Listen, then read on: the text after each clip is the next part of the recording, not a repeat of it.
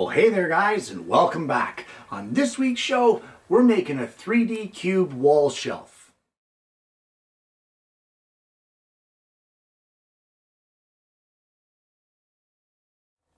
Well, this project is not all that difficult, and as long as you're careful with your angles, everything should work out just fine. It all starts off with some 1/2 inch thick walnut, guys. So let's head over to the bench and I'll show you what I've got in mind. So I've milled some 1/2 inch thick walnut and I've jointed one side of each of the boards. And the very first thing I want to do is I want to rip our strips for this project. And for that, we're going to need to rip it to a width of 2 3/4 of an inch. Now, if we look at what a cube looks like, I'll see if I can draw this out here. You'll have basically 3 diamonds that are exactly the same, just like this. And there is your cube shape. But if we just look at the perimeter, what we've done here is we have created a 6-sided shape. And in order to do the mitres for a 6-sided shape, each one of these little sections right here, each one of them has to be cut at a 30-degree angle. That's just math, guys. That's all it is. So we need, at this point now, 6 pieces over at the table saw that are cut at 30 degrees on either side, kind of like a picture frame, except at 30 degrees. And we need them to be at their longest point, 5.5 inches long. Well, there are a couple of keys to success, a couple of secrets kind of thing. One of them, right off the bat, is make sure this blade is square to the table. Whether you do it with a regular square or whether you use a digital tilt box like what I like to do, take whatever it is that you're using. If you're using a tilt box, zero it out to your table and just ensure that your blade is 100% square to your table. If you don't have square cuts, this project will not work. The second key to success is making sure that your saw, or your stock rather, doesn't slip when being sliced by the saw. So you want to clamp it to your fence. I have my fence set at 30 degrees, but because of that back angle, as the saw tries to cut the stock, it wants to pull it back this way. You really don't have the strength in your hands, guys, to hold this. You don't. It doesn't matter how good you are. The saw is stronger than you. So essentially, you want to make sure that all your pieces are clamped. And the third key to success here, we're doing a 6-sided piece. All 6 sides have to be identical. They have to be. Otherwise, the angles suddenly change. Don't rely on rulers or measurements. Get the piece that you want to the length that you want. Use that to set up a stop block and get them all identical right from the get-go. So I'm going to get all of these cut and I'm going to see you at the bench. And if you followed along with those tips with the blade squaring, the clamping, and the stop block on your miter fence, you should end up with something like this. And the miters are absolutely perfect. They join really well all the way around. This doesn't get any better than this. So truth be told, I actually cut 7 pieces. And why would I cut 7 pieces for a 6-sided box? Well, this was one of the pieces, and this was the 7th piece. And we can see here, although it's a gorgeous piece of walnut, we have the dividing line here between where the darker heartwood starts and the lighter sapwood of walnut begins. And one side here is completely light, while the other side has 50% sapwood here, this lighter color, and 50% heartwood, the darker color. And in this box, it really didn't suit. No matter how I looked at it when I did the dry fit like I have here, no matter how I looked at it, I was not happy with it because that lighter wood stuck out like a sore thumb. So guys, I've said it before, I'll say it again. If you're not happy with a piece that you make for any project, get rid of it. You're there to do this for yourself and to satisfy yourself. You need to be happy with your work. So the next thing that we want to do now that we've got this dry fit done is we need to put some rabbets into this for some backer boards. So I'm going to take apart the dry fit here, and we're going to head back over to the table saw. So I've installed a dado blade into my table saw. If you don't have a dado blade, it's okay. You can make multiple passes. It's not that big of a deal. But what I want to do, I have this raised 3/16 of an inch from the table, and I have my fence set so that when I run the piece through, it will cut a 1/4 inch wide dado that will be 3/16 of an inch deep on each one of our pieces. So my suggestion to you is to have your 6-sided frame kind of set up over here so that you don't mess things up. If you're happy with the way it looks, you don't want to change it. And this way you'll know that you're always putting the rabbet in the exact spot that you want. So I'm going to run all 6 of these through to get the 1/4 inch rabbet cut in each one of our pieces. And with another dry fit, we can see this is the front of our shelf, and if we flip it over, there is our nicely cut rabbet all the way around that is going to end up holding our backboards. So what we need to do now is we need to cut the shelf, and the shelf will go directly across here. But in order to get the illusion that you want, you need to cut these angles just right. So what you have to do is you have to cut kind of like this, I don't even know what to call it, but what it is a 30-degree angle cut on each side meeting in the center, and that will allow it to fit perfectly in our corners. So let me show you how you want to do that. The first thing that you want to do is you want to take a very careful measurement here from this point here right to this point right there. So we'll just check our measurement, and we are at 9 15/16. It's actually a little smaller than that, but I'm going to cut it 9 15/16 because I can always sneak up on the measurement afterwards. So I already have one of our wedges cut here with the two 30-degree angles. So let me place the marks on this board where I need to cut, and I'm going to see over at the table saw and show you how to cut this. So I've placed some careful marks on my board as to where the cut is going to end up. And all you need to do for this, we're still going to set this fence at our 30-degree angle, but we're going to end up cutting each one of these mitres twice. So let me make the first pass, and then I'll show you how to make the second one.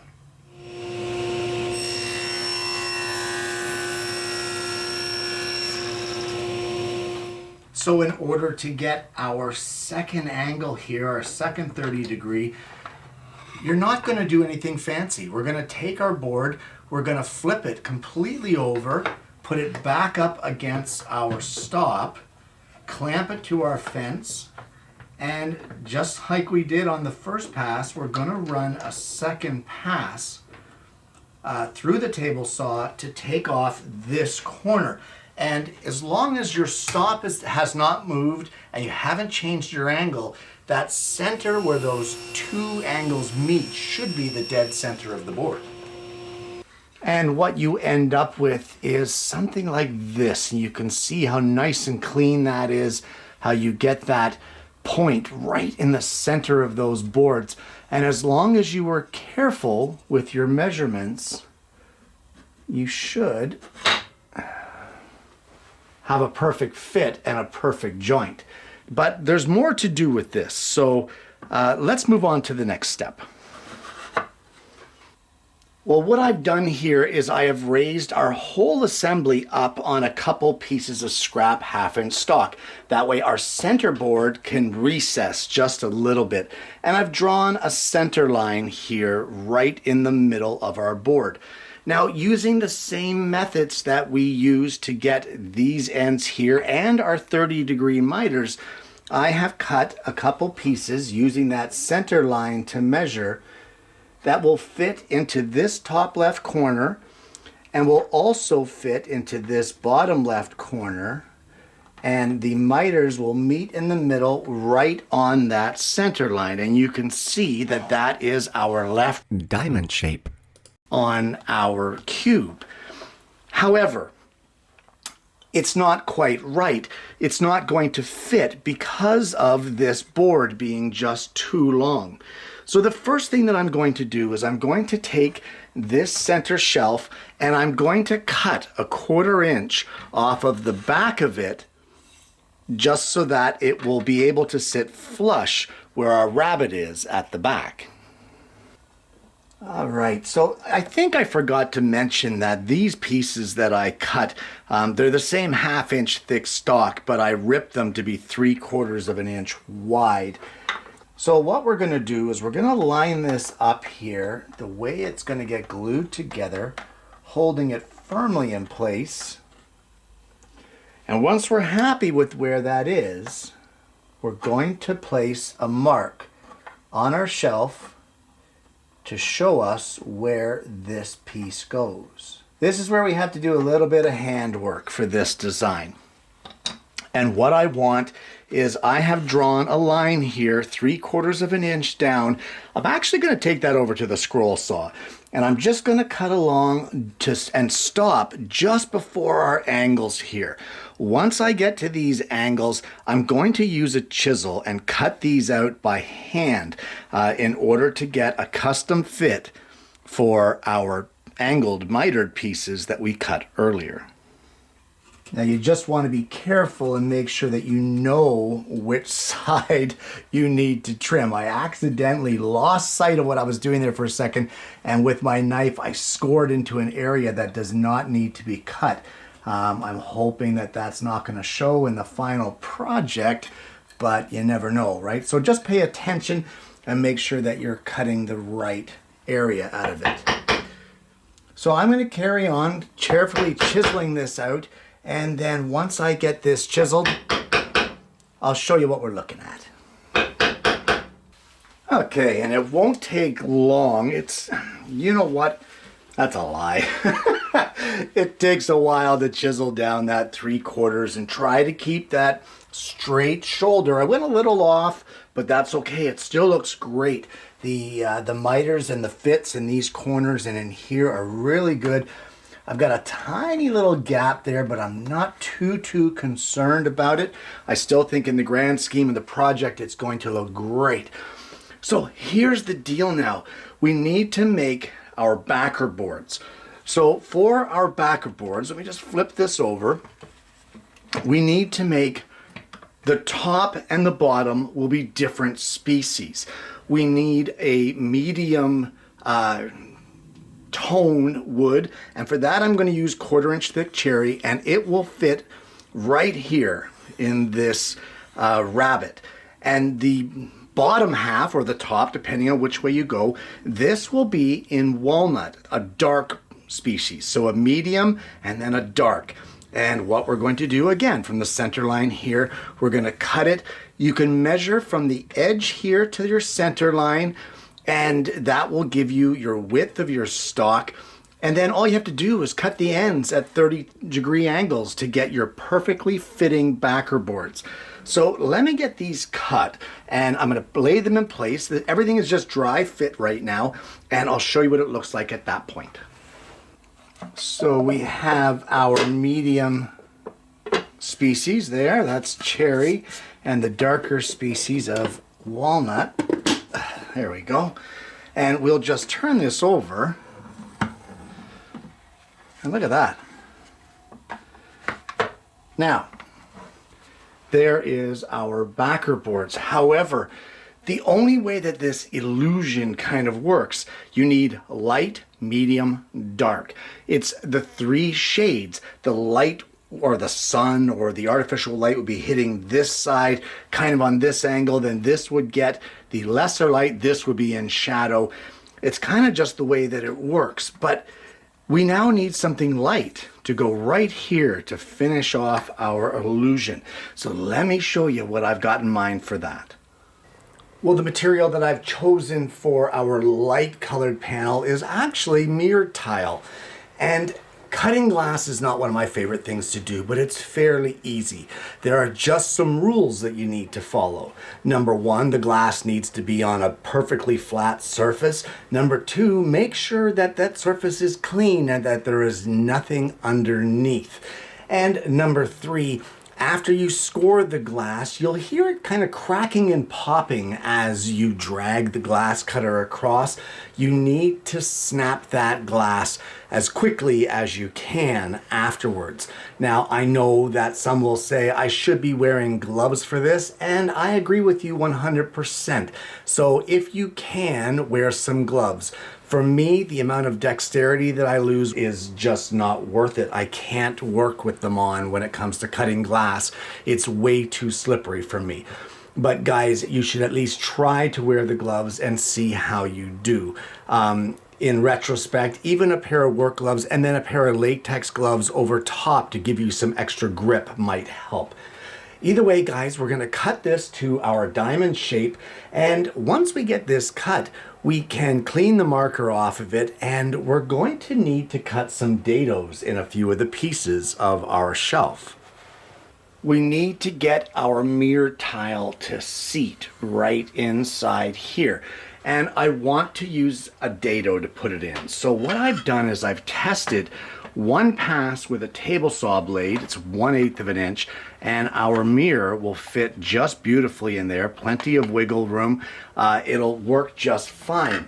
So what we need to do is in these 4 pieces, 3/16 of an inch down from the top, I am going to run a dado all the way around. Now, depending on the cut of your tile and how it works, it may actually cut into this bottom piece here and this top piece. So just in behind this piece here and this piece right here, you may need to chisel out a little recess to give an area for your mirror to go so that it's not binding and cracking your mirror. You just don't want to make sure that you don't go beyond this piece, because if you do that, it will show in your shelf. So a little hidden notch in there. You can do it by hand with a chisel, no big deal. So I'm going to get these dados cut, and then we'll install our mirror, and I'll show you where we're at. So I was 100% right here in that you will need to chisel out just a tiny little recess here in the pieces that are directly beside the ones that you just cut that dado in. It's just to give the room for the mirror to fit in the dados properly. It's a little unorthodox joint, so it doesn't really fit quite right. But if you take out this little notch, you can see how tiny that little notch is. That will allow your mirror to sit in there properly. You'll be able to clamp it up and not crack your mirror. So let's do a dry fit of this project, and we'll see where we're at this point. And once you're happy with the way everything looks and the way your mirror fits in here, we can take this whole thing apart, give all of your interior surfaces a good sanding, and then let's get this glued up, clamped up, and let it completely set up. And now we wait.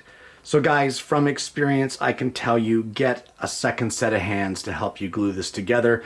This is a nightmare of a glue up, and the second set of hands really comes in, well, you know, handy. And once everything is dried up, we can remove our clamps, and we will give this entire piece a good sanding all around. From there, all that's left to do is add a couple hangers and a finish. And there you have it. A 3D cube trinket shelf. Guys, this project, although it looks confusing, although it looks difficult, it really isn't. It just takes know-how and setting your miter fence to be that 30-degree angle. That is the main angle, in fact, the only angle in this entire project, 30 degrees. And as long as you've got the 30 degrees set, and your blade is square on your table saw, you have the ability and you have everything you need right there to have a perfect project. One that has really tight-fitting miters, really tight-fitting joints, and everything looks great. The only thing that might be a little bit off is that one section that you have to do by hand. Now that can be a little tedious and you might want to take your time. I didn't get the shoulder of my chiseling to be perfectly at 90 degrees. I tried, but at one point I veered off just a little bit. Is it noticeable in the whole project? Not really. Not really. The joint still looks great. It still looks tight. Everything fits the way it should. So it's not that hard for you to do this project. Following the tips that I said about clamping, stop blocks, and making sure your blade is square will definitely go a long way to helping you with a successful looking shelf. Now, how about that mirror? That mirror was something that my wife wanted added to this. If you don't want to do the mirror, you don't have to. You honestly don't have to. That light colored section, or that diamond, the light part, put a lighter species of wood. Make it maple. Put a maple panel in there instead of the mirror. You don't have to have a mirror. So this thing here still needs a finish, and when the finish is applied, that walnut is going to get really dark, and that cherry is going to get that nice medium red glow to it, and that mirror will look even lighter. So the contrast between the three panels will actually bring out more of that 3D illusion. Either way, guys, this is a fun project. It really showcases what you can do on a table saw with a little bit of knowledge and a little bit of careful setup. And honestly, it's an impressive looking project. Make more than one if you like, and you can nest them together to give almost like that honeycomb effect. You could, or like the effect of the tumbling blocks on my end grain 3D cutting board. So guys, give this one a try. Make multiples if you want to. Just make one, whatever you want to make, as long as you make it. Guys, I want to thank you so much for tuning in today. If you haven't already, please consider liking and subscribing to the channel. You click the bell and then you're not going to miss the notifications of future episodes of the program. I hope that you've enjoyed today's content, guys. I hope you're going to give this one a try, because it really is a good skill builder and it really is a load of fun. And more importantly, I hope you're going to join me again next week when I bring you yet another woodworking video.